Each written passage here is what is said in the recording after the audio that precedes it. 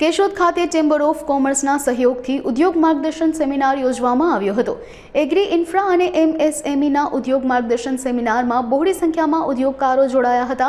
આ ઉપરાંત કોઈ ઉદ્યોગકાર તેના ઉત્પાદનમાં સુધારો, નવો ઉદ્યોગ શરૂ કરવા માંગતો હોય તે અંગે ટ્રેનિંગ કે સરકારી યોજનાના લાભ લેવા અંગે ભારત સરકારની ઉદ્યોગકારોને મદદ કરતી સંસ્થાના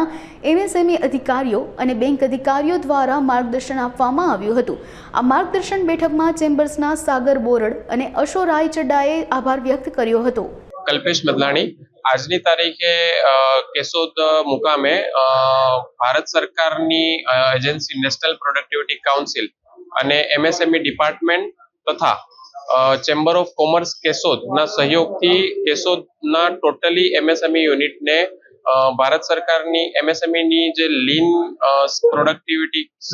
સ્કીમ છે એનો બેનિફિટ કઈ રીતે મળી શકે તથા અન્ય જે બધી એમએસએમઈ ને લગતી જે સ્કીમ છે એનો બેનિફિટ કઈ રીતે આપણા કેશોદના એમએસએમઈ યુનિટને મળે એ હેતુથી આજનો આ પ્રોગ્રામ કરવામાં આવ્યો છે, જેમાં દરેક એમએસએમઈ યુનિટને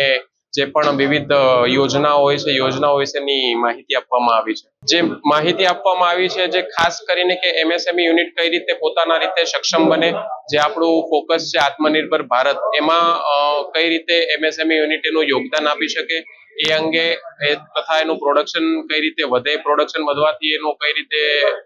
એનો નફો વધે, આ બધા અલગ અલગ લગતા હેતુને લગતી બધી માહિતી એમએસએમઈ યુનિટને આપવામાં આવી છે। આ જે ટ્રેનિંગ છે ભારત સરકાર દ્વારા આપવામાં આવે છે, જેમાં દરેક એમએસએમઈ યુનિટને એનું પ્રોડક્શનમાં કઈ રીતે ક્વોલિટી જે ઇમ્પ્રુવ થાય, જેનાથી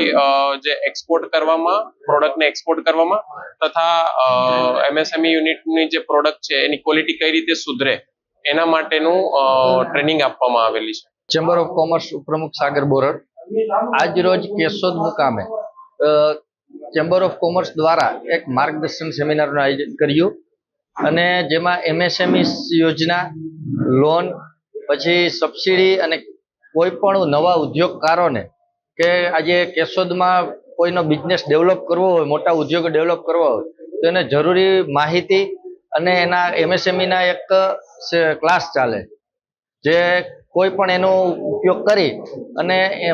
પ્રોડક્શન કેવી રીતે વધે, પ્રોફિટ કેવી રીતે વધે અને માર્કેટમાં આત્મનિર્ભર ભારતમાં આપણું સેલિંગ મોટા પાયે કેવી રીતે થાય એના માટેની એક અનુસાર સૌ વેપારીઓ ઉપસ્થિત રહ્યા અને સૌએ આનો લાભ લીધો।